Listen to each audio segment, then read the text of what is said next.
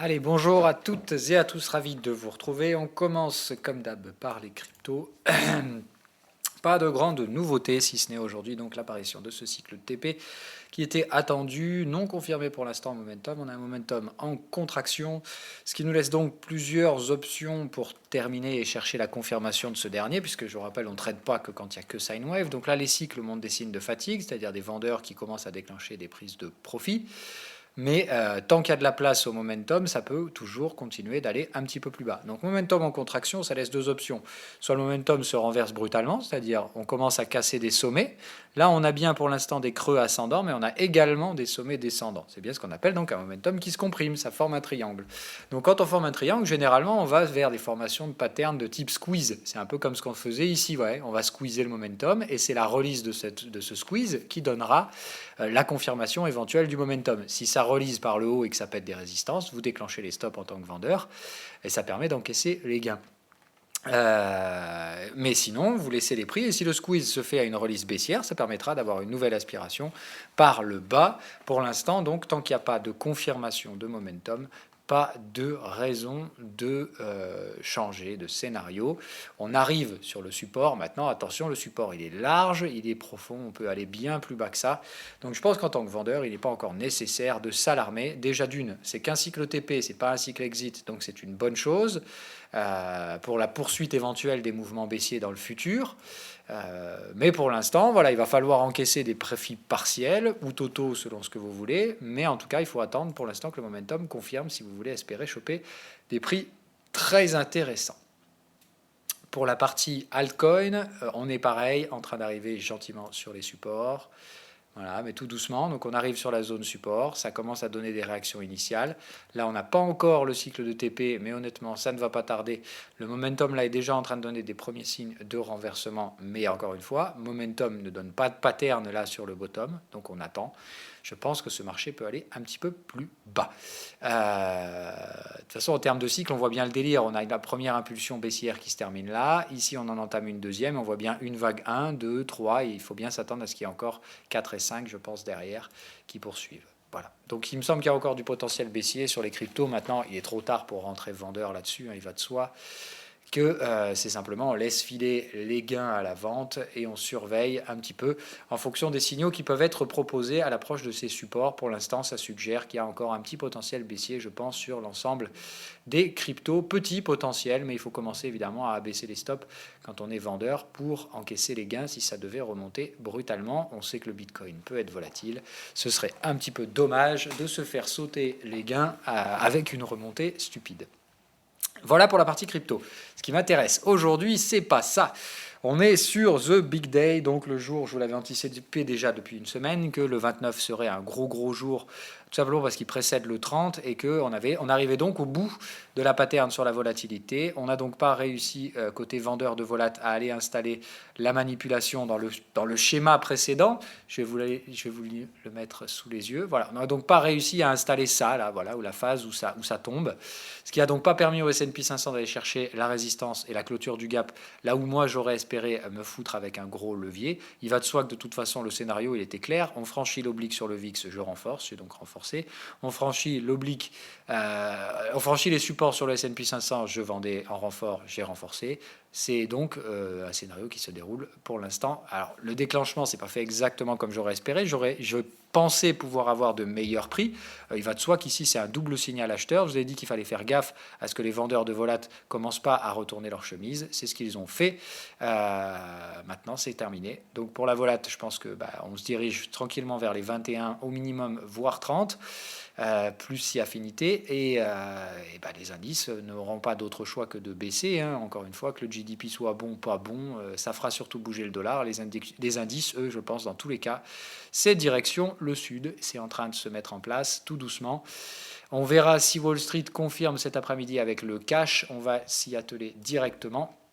Donc vous voyez que le S&P 500 passe sous les 2007, on est à 2695, on est donc là. C'est probablement ici qu'on va ouvrir cet après-midi, donc à proximité des 2700. Gap baissier sous le support, c'est le pire scénario possible pour Wall Street. C'est-à-dire que là, soit ça vend dès l'ouverture et c'est l'installation d'une tendance et on va probablement rajouter 1 à 2% au pourcent de baisse déjà en cours. Donc il faut s'attendre ce soir à probablement une clôture à Wall Street à moins 2,5-3% au minimum. Il n'y a pas de soutien avant ce gap et l'oblique. Donc je pense que c'est le minimum là où on va. Donc ça nous amène plus de 100 points plus bas sur le S&P 500. Non, pardon, je dis n'importe quoi. Ça nous amène 25 points plus bas sur le S&P 500. Voilà, ça ne me choque pas, c'est le scénario qui était anticipé, encore une fois. Donc, arrivé là, moi, je ne vois pas de raison en fait, d'arrêter les ventes. Donc, si vous voulez acheter, vous achetez. Moi, je resterai vendeur. J'abaisserai mes stops. Et évidemment, il va de soi que si on réintègre l'oblique ici, hein, je vous avais dit déjà à l'époque que la cassure de cette oblique, c'était surtout une grosse connerie. Et que comme on est dans un range, on ne traite pas les cassures d'oblique. C'est évidemment ce qui s'est passé. Ici, tous les particuliers ont acheté. On ne franchit pas la résistance. Si on revient chercher l'oblique, je suis prêt à vous parier que tous les stops se déclenchent et qu'on réintégrera. Donc, je reste vendeur pour ma part. C'est clair, c'est net. Les scénarios se déclenchent. Mais on va parler d'autre chose qui ce matin me gêne beaucoup plus, parce qu'il y a des scénarios qui se passent bien, voilà, qui se déclenchent comme cela. Il y a des scénarios qui se passent beaucoup moins bien et qui m'inquiètent énormément. C'est par exemple l'obligataire allemand. Alors là, je pense qu'on atteint des sommets de conneries là-dessus. Donc je me suis fait péter le stop en 2 jours. Alors c'est rare, ça m'est jamais arrivé en fait, je pense, sur un obligataire de me faire péter le stop en 2 jours, surtout un stop de 2%. Donc ça me paraît, ça me paraît complètement hors norme les mouvements en ce moment sur l'obligataire, surtout sur l'obligataire allemand, alors qu'on théoriquement on devrait se projeter sur la fin du QE, projeter un Bund à 0,20.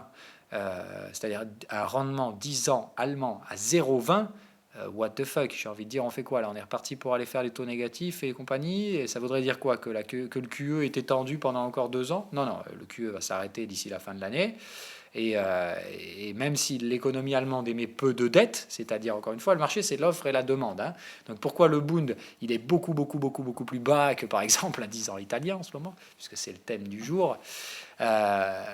Tout simplement parce que l'Allemagne, elle émet peu de dettes, voilà, et du coup peu d'offres de dettes, beaucoup de demandes parce que c'est considéré comme une dette sûre entre guillemets, ça vous fait chuter les prix, c'est bien, mais n'empêche qu'il y a quand même une rationalité, c'est-à-dire qu'au bout d'un moment, quand on va sortir du QE, la dette allemande, même si elle est de très bonne qualité et qu'elle est très très demandée et qu'il y a très peu de quantité produite, elle est plutôt se situer théoriquement normalement à ce stade de maturité des économies au-dessus des 1%. On devrait être à 1,5 au minimum là.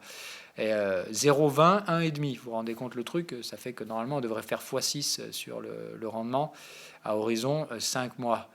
Donc qu'est-ce qu'on fout à 0,20? Encore une fois, ça veut dire faire x6 sur un taux en 5 mois, c'est complètement anormal. Donc pourquoi on baisse en fait? C'est la question qu'il faut se poser. Qu'est-ce qu'on vient faire ici? Ça n'a aucun but, voilà. Ça n'a aucune justification rationnelle ni statistique. Donc on est dans un mouvement complètement irrationnel. On n'aurait jamais dû casser ce support. Maintenant, voilà, on y est, breakout baissier. Moi, ça me donne une target à 12,5, à 0,12,5. Bon, est-ce qu'on y va? Peut-être, juste pour emmerder le monde. Voilà, c'est possible sur un mouvement spéculatif de court terme. Voilà, moi je pense de toute façon que le DAX baisse ou ne baisse pas. Se dire on se rapatrie sur la dette allemande, c'est bien, mais encore faut-il qu'elle rémunère. Voilà, c'est donc non, voilà, là ça me semble stupide, complètement stupide. Donc il y a d'autres placements qui sont bien plus intéressants. Par exemple, en ce moment, se réfugier sur les métaux, comme le gold, me semble être un placement intéressant. Sur le yen, sur le CHF. Alors, qu'est-ce qu'on a à foutre d'aller se mettre sur un Bund à 0,20? Je ne comprends pas, si vous voulez, dans la tête d'un gestionnaire, ce qui se passe pour qu'on achète du Bund qui rémunère 0,20. Enfin, quel est le mec qui a ici décidé d'acheter de la dette allemande avec un rendement à 0,21? Voilà. Et il y a forcément quelqu'un qui l'a fait. Hein. Il faut être rationnel. Donc, moi, je me pose la question. Voilà. Est-ce que ces mouvements sont normaux? Non, clairement non. C'est brutal, ça n'a rien à faire. Donc oui, est-ce qu'on se dirige vers une crise en zone euro? Là, je pense que ça commence sérieusement à en prendre la direction. Maintenant, en tout cas, c'est ce que le marché veut essayer d'envoyer. Là, le marché, il nous a emmerdé pendant des semaines à ne rien faire sur le problème italien. Là, maintenant, tout d'un coup, on dirait que tout se cristallise et tout se passe d'un coup de manière complètement assez irrationnelle. Donc c'est un peu le thème du moment, j'ai l'impression. Court-termisme, automatisme, c'est-à-dire On réfléchit plus vraiment, les stratégies sont de court terme, et puis le bol de liquidité, on vous les envoie à la figure tout le temps. C'est du très court terme, c'est vraiment robotisé, c'est-à-dire que c'est les robots qui traitent le marché en ce moment. Ils décident que d'un coup, il y en a un qui déclenche, tout le monde suit, donc ça fait des mouvements un peu épidermiques, pas du tout humains. Voilà, ça fait des mouvements très très robotisés. Je trouve que ça commence à devenir dangereux en fait, d'avoir autant de volatilité avec autant de liquidité.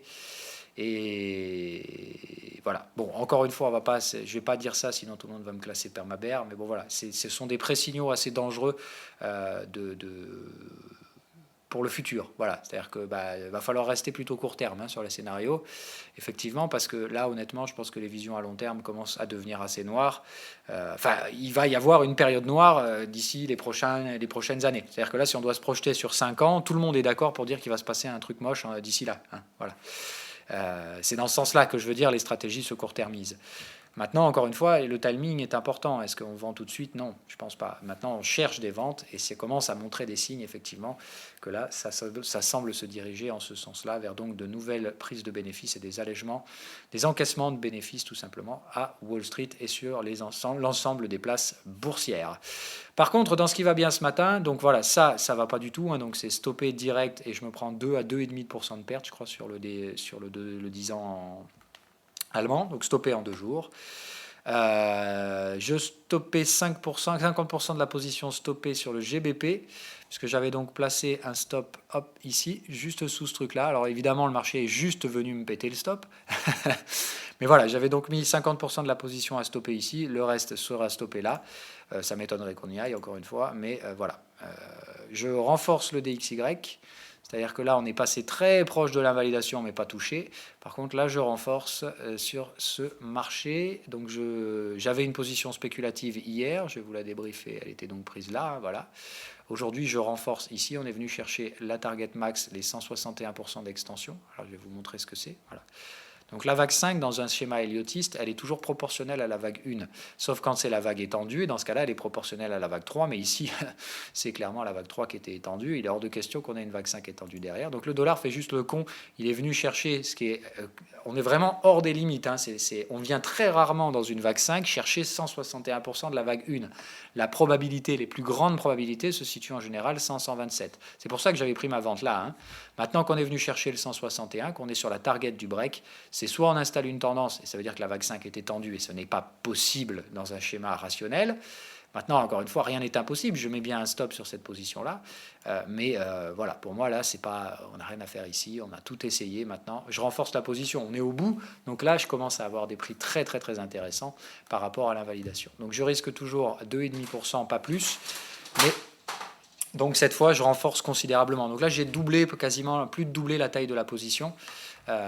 Et je passe donc en risque maximal sur le dollar, même si ça reste un trade contre-tendance. Je pense que là, on a tellement tiré aussi loin que possible comme des imbéciles que c'est plutôt le sud qui nous attend derrière.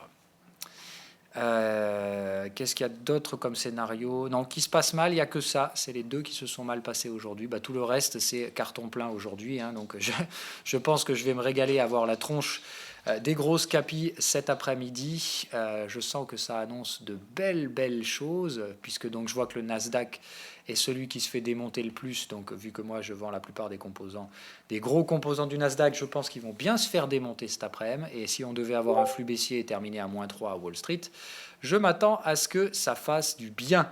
On va analyser l'euro-yen et l'euro-dollar, évidemment. Après, on va s'attaquer aux devises un petit peu plus tard. Là, on fait les indices. Donc voilà, le S&P 500, donc qui va ouvrir sous son gap. La grande question, donc, est-ce qu'on démonte tout? Moi, je pense que oui. Là, à ce stade-là, j'ai renforcé toutes mes positions. Voilà. Donc moi, c'est parti à Wall Street. Donc là, tous les supports ici seront renforcés en cassure. Donc je renforce à 2680, à 2659. Alors celui-là, non, peut-être pas aujourd'hui. Je pense qu'aujourd'hui, on va finir par là. Donc celui-là, je ne prendrai pas le renfort aujourd'hui. Voilà, celui-là, le renfort sera pris plus tard, mais je renforce tous les niveaux de support en cassure baissière à Wall Street. Le VIX a été renforcé également à l'achat. Qu'est-ce qui me reste d'autre? Le gold également a été acheté hier, donc ça, voilà, ça a été acheté. Aujourd'hui, ça paye. J'attends donc le franchissement de la résistance pour passer sur les positions sur de nouveaux renforts. Euh, Après, voilà, donc je vends le Hang Seng, ça se casse la gueule. Je vends le JPN, ça se casse la gueule. Je vends le FTSE, ça se casse la gueule. Je vends l'Eurostoxx, ça se casse la gueule. Regardez les chutes, hein, 1,61, 1,20, 1,50, 1. Je peux vous dire que le compte, il est heureux ce matin, hein. Quand je l'ai ouvert, j'avais un grand sourire. Voilà. Mais encore une fois, tout a été donné en avance. Je ne fais pas partie de ces gens-là qui vous donnent les trades soit au dernier moment, soit après coup. Voilà, tout a été vrai. Ces scénarios-là, ils ont été travaillés. Vous savez que je suis positionné sur ces choses-là depuis plusieurs semaines. Ça s'est pas très bien passé sur la plupart, hein, puisque l'Eurostoxx 50, alors là je suis largement positif maintenant, hein, mais je suis rentré bien trop tôt, puisque moi l'Eurostoxx 50, je vous rappelle, je l'ai vendu à peu près, je sais plus. J'ai commencé à le vendre par là, voilà, sur le TP, et il y a eu donc les renforts qui ont été pris après le exit.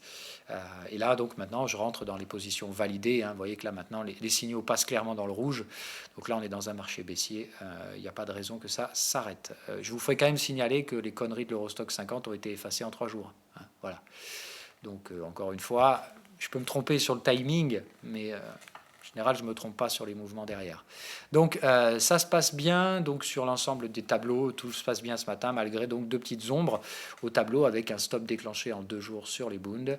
Et voilà, pareil, hein, moins 3% sur les 10 ans américains, gap baissier. Enfin, là, on est complètement on est dans des trucs complètement anormaux, hein. Il faut pas avoir peur de le dire. Ce ne sont pas des mouvements rationnels. Donc ici, on a fait une petite conso très rapide, du coup, apparemment, et on a terminé notre vague 5. De toute façon, les profits avaient été encaissés, hein. Là, je vais me faire chasser les soldes. Je ne sais plus trop où est mon stop. Je ne sais pas s'il a été déclenché. Je n'ai pas fait gaffe. De toute façon, ça, c'est des positions que je ne regarde plus vraiment. Donc voilà, ça tombe sur les 10 ans américains, mais quand même là, bon, on y va un petit peu fort. C'est-à-dire que si vous regardez en daily, voilà, est-ce que vous voyez ce genre d'action de prix se dérouler habituellement sur les taux? Non, voilà. Donc on est hors d'un stratagème habituel, d'une gestion du risque normale. Maintenant, on a terminé 5 vagues, c'est normal qu'on baisse. Maintenant, c'est pas spécialement normal que le couteau s'effondre comme ça et descende aussi fortement. Surtout qu'encore une fois, tout est décorrélé. Voilà, il n'y a pas de logique de pricing là-dedans. Donc, on n'est pas dans un marché qui cherche un équilibre, on est dans un marché qui cherche le déséquilibre. On est ce qu'on appelle donc dans le odd market. Rappelez-vous, je vous en avais parlé déjà plusieurs fois dans le passé, sous une autre forme. Je vais parler du odd market et du 99e percentile. C'est-à-dire que, rappelez-vous, le marché, il price le risque selon une courbe gaussienne, c'est-à-dire une gestion du risque classique des XXe siècle. C'est celle qu'on applique donc dans les modèles statistiques financiers. Et il se trouve que quand on arrive aux bornes de ce modèle, quand on arrive au-delà des 99% qui gèrent le modèle statistique, il se passe des choses irrationnelles. Et en fait, le marché prend ça comme un mode panique. Et en fait, le marché d'un coup se met en mode panique, tout devient très court-termiste, on fait des mouvements complètement fous. Et le but, en fait, est de voir jusqu'où on peut pousser avant de se casser la gueule pour revenir d'un coup dans le modèle statistique. Donc en fait, si vous comprenez, le modèle gaussien, normalement, il fait que dès qu'on va vers les bornes, on a tendance à revenir vers la normalité, puisque 99% du temps, on passe et on reste au sein de ce modèle de gestion du risque. Mais le problème, c'est que quand on est dans des 1%, le marché, il a, au lieu de revenir vers la statistique, il a cette tendance à pousser dans la bêtise toutes les stratégies. C'est-à-dire que d'un coup, vous avez des actifs qui devraient monter et puis ils s'écroulent, vous ne savez pas pourquoi. Et c'est ce qu'on appelle le 99e percentile. Malheureusement, là, c'est le moment où, évidemment, tous les traders spéculatifs comme moi, on se fait bien démonter sur les scénarios. Et vous voyez que, par exemple, le stop en 2 jours sur le 10 ans allemand en est une belle preuve. Voilà. Donc, mais par contre, ce qu'il y a de bien, c'est que ça déclenche aussi d'autres scénarios. Voilà. C'est-à-dire que là, évidemment, brutalement, tout essaie de trouver un sens, enfin un sens, tout part un peu en vrille, quoi. Voilà. Et donc je pense que cet après-midi à Wall Street, on peut s'attendre à une séance assez intéressante. Donc voilà, VIX scénario déclenché, indice scénario déclenché, on passe sur les Forex. Donc l'euro-dollar, je passe à l'achat et va de soi également, comme sur le dollar, sur ce petit support qui était donc prévu. Donc c'est le petit support qui se trouve sous le support ici. Je vous rappelle que l'euro-dollar, on reste en conso, donc faut quand même pas non plus s'imaginer que on va chuter jusqu'à la fin des temps. Donc on est sur un support, on a bien trouvé une sous-vague 3, je pense qu'on va rechercher une 4 au contact de l'ancien canal de la 1, donc normalement ici, ça fait quand même une sacrée sacré retracement. Maintenant, normalement, on devrait le retrouver en 2 vagues, ça fait 3%. C'est une contre-tendance, donc j'y mets pas non plus tout le levier du siècle, mais je m'attends donc, comme on a un retracement assez profond à faire quand même là, donc à une structure de type ABC qui permettra un retracement profond, ou du WXY avec une consolidation plus profonde. Mais je pense que voilà, à terme là, on devrait se rediriger vers la zone des 1,1850, 1,19, théoriquement en 2 vagues. Donc je le joue tout comme je le joue sur le dollar. Hein. Donc je vends le dollar, j'achète un peu d'euros dollar. Il y a un autre support potentiel en dessous qui reste nécessaire en termes de gestion de risque.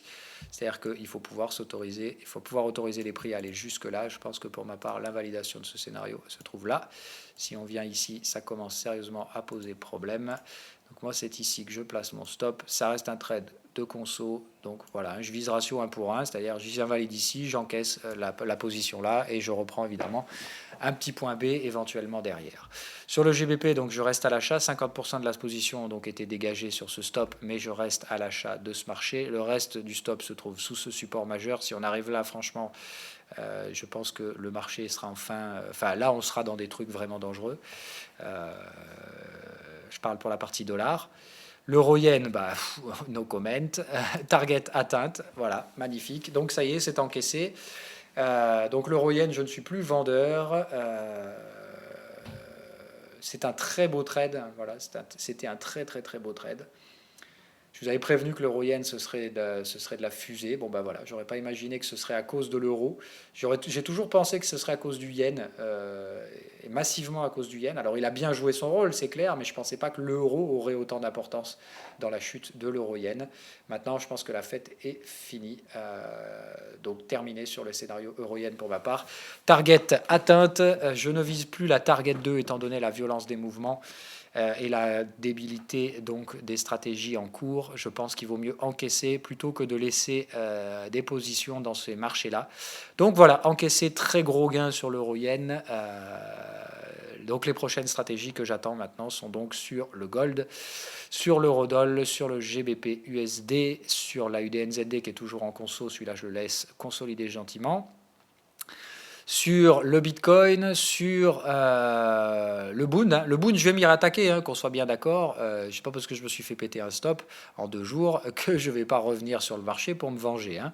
Donc il est clair que le Boon, je vais l'attraper, mais pour l'instant, il fait n'importe quoi, donc je vais le laisser faire n'importe quoi. Dès que j'aurai une structure de renversement, celui-là, je vais lui mettre une cartouche pour récupérer ce qui vient de me piquer.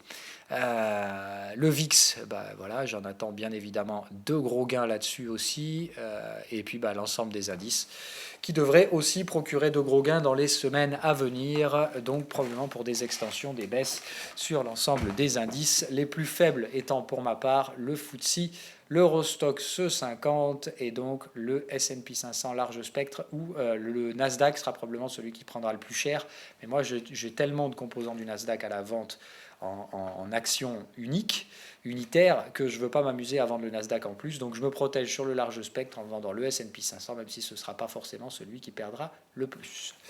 Voilà, bye bye, bonne journée à toutes et à tous, bon trade. Donc faites attention, the big day, c'est entre aujourd'hui et demain. Je pense que Wall Street va donc très probablement se replier vers la zone médiane ce soir et terminer ici. Donc attendez-vous à une séance à Wall Street probablement baissière. Par contre, je ne vois pas comment il pourrait nous sortir une extinction de volat aujourd'hui. À surveiller quand même, mais voilà, moi je vois le cocktail explosif, achat d'ETF sous la résistance ici, tout comme on l'avait eu là-haut. On s'offre même pas le petit excès pour refermer le gap, c'est-à-dire que le gap reste fermé. Quand les gaps baissiers ne sont pas fermés, c'est que la tendance est baissière. Donc il faut faire attention. Moi je spécule sur une conso, il faut faire attention à ce qu'on ne soit pas déjà en train de préparer un bear market en fait. Hein. Voilà.